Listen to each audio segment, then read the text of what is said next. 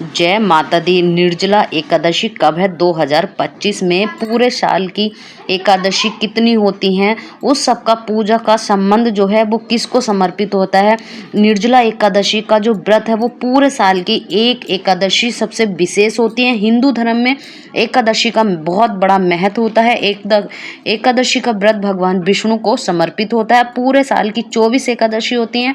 अगर मल मास होता है तो 26 एकादशी होती हैं, लेकिन 24 एकादशी में से सबसे बड़ी निर्जला एकादशी होती है। कहते हैं निर्जला एकादशी आपके पापों को मोक्ष दिलाने के काम में आते हैं। अगर इस दिन आप ये व्रत करते हैं तो आपके कोई सा भी पाप किया उसे आपको मोक्ष दिलाने का कार्य करती है, भगवान विष्णु को समर्पित होती है। तो जानेंगे 2025 में निर्जला एकादशी कब है। जेठ मास के शुक्ल पक्ष की तिथि को एकादशी होती है और उसको निर्जला एकादशी कहते हैं।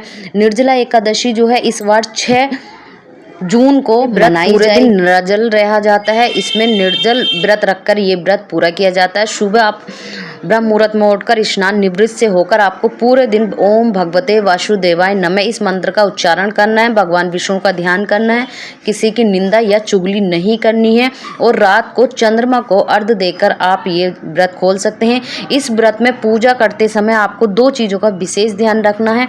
एक तो आपको कच्चा मिट्टी का करवा जो होता है उसमें जल भर का और एक पंखा और खरबूजा जरूर भगवान विष्णु को अर्पित करना होता है। पूरी विधि विधान से धूप दीप से भगवान विष्णु की पूजा करनी चाहिए।